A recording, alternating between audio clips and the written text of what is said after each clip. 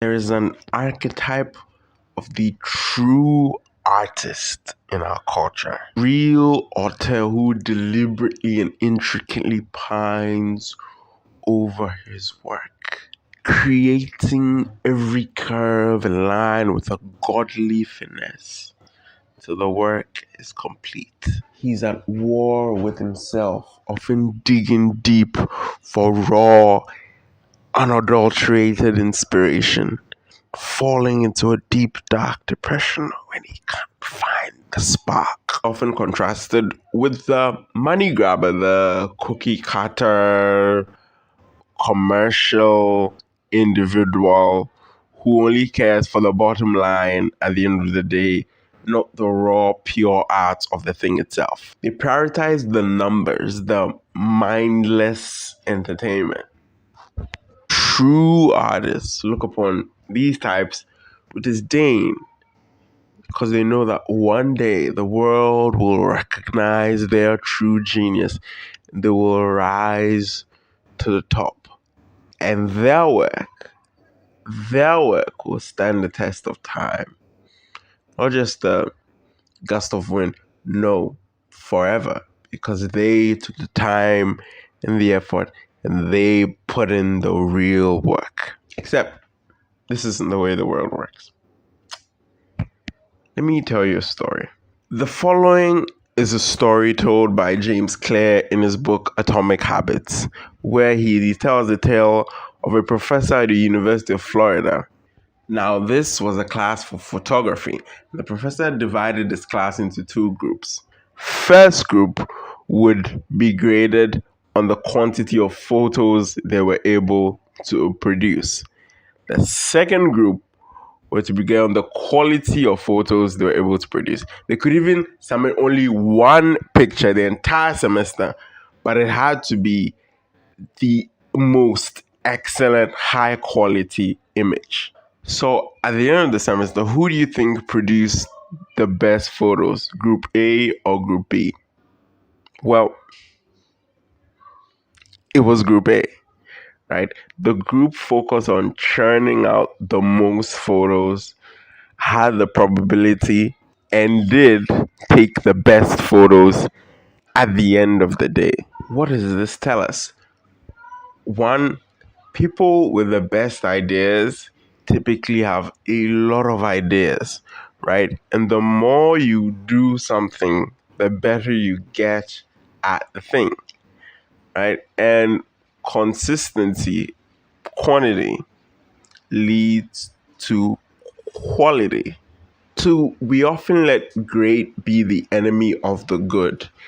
And there is a perfection paralysis where waiting for the perfect opportunity, the optimal right time, makes us never get around to doing the thing. You see this all the time with writers, of which I am one, where you sit down in front of the paper and the quintessential story you imagined in your brain isn't coming out, and you end up not writing the thing at all. The people who just sit down, grind the words out, fix the mistakes, the errors, the blunders later on, and they have a great story in the end, right? And so many oftentimes good writers, creators are made, not born. And if you have the talent to just grind out, to do the hard work, you will beat out the people who might be naturally gifted at it right from the jump. Basically, the more you do something, the better you get at doing it. Now, this does not discount passion, and I'll clarify what I mean by that in a minute.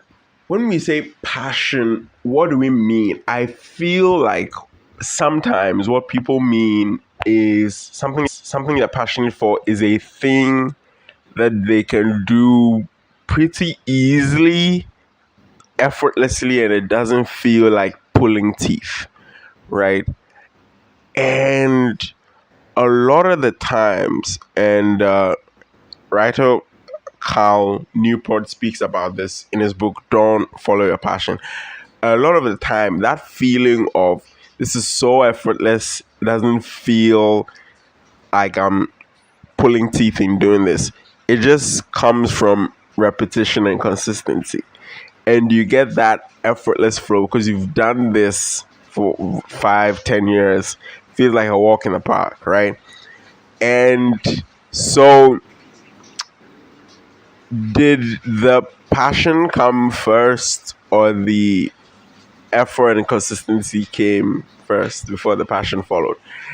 And his book, he argues, and I think rather compellingly, that it is the consistency, deliberate, intentional repetition that comes first before the passion comes. A lot of the times it is unintentional. Maybe the thing you think you have a passion for is the first thing you did consistently that people praise you for. It's the first thing that got you validation from parents or girls or peers, and that transformed into a form of passion.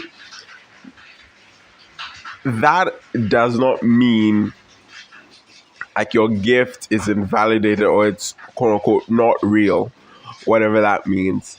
But it speaks to a mechanism by which we can get good at the things we suck at. So, there's a saying, if you try and you don't succeed, you're normal, right? Right? Because that's just what every difficult process takes. So it's up to you to identify, what do I want to self actualize in, and go for it. Now, for a lot of things, this wouldn't work, right? For example, I don't believe 5 foot guy practiced 24 hours a day that he would be as good as LeBron James. No. Higher levels of something you go, the more raw talent counts for something. But you certainly get much farther along, or that person would certainly get much farther along than they were. Would certainly get much farther along than some of their peers. And that's better than nothing, right? I mean, that counts for something. It's not a one size fits all rule. There are some situations where no matter how you practice, you are not scaling that wall. But it's better than nothing. 50,000 words written is better than zero. Even if you never become J.K. Rowling, 1,000 videos made is better than zero, even if you never become Mr. Beast. So it counts for something. So there's this common criticism of the current order, economic order, like neoliberal, capitalist societies, that they are making false promises to people, and especially to men, that you're going to become billionaires or the next Jeff Bezos, kind of like a lie that they sell you to keep you in the rat race. And that's not always necessarily true, right? If you do something consistently, deliberate intentional practice, you're going to get better at it. If you exercise every day and diet every day, you're going to lose weight. If you took 100 people and 50 exercised every day, took their diet seriously every day for 10, 20, 25 years, those 50 are going to lose weight. If you exercise your agency and act in the world, right, according to a certain principle or manner, you're going to get results. Now, it's not to say you would become a Jeff Bezos or a billionaire, but you would get much, much further along than you were, and that counts for something. Now, there's some caveats, and there's some people that lack optimal opportunities, right? There's some people who American dream or whatever is not true for. There's people who lack certain opportunities, right? There's people in really worse off situations, like in Africa where I live, where they don't have access to education, person could be the next Albert Einstein, doesn't have a school to go to, he doesn't have shoes. He lacks a lot of things. Even now, where I am, and God has been fortunate to me, even I lack a lot of things. But the truth is, as sure as the sun will rise tomorrow, there will be someone in your similar situation. Or even if you decide to, sit on your hands and scream at the world, of what good is it going to be? C.S. Lewis says, and I'm paraphrasing, hydrogen bomb or no hydrogen bomb, all men die eventually. Right? The end of the world comes for all of us. And so, what are you doing with your slice of life that you've been given? What is the key takeaway from all I've said? The path to success is through fail cycles. Okay, the path to success is layered with fail cycles, and the way to success is to fail. Right, so failure is not an aberration of the optimal goal. There's a natural fail cycle in reaching the optimal goal. When you get a mindset, you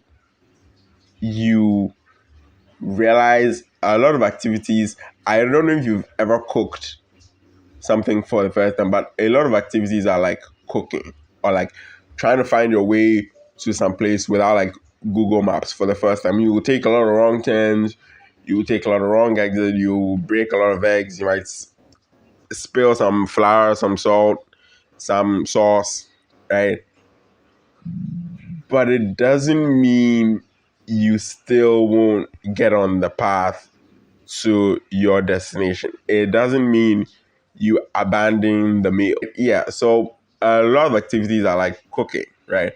And just because you've gone through a fail cycle doesn't mean it's not for me or this is just not meant to be. You hop back on the horse and you do it. This is the thing I want to leave you with.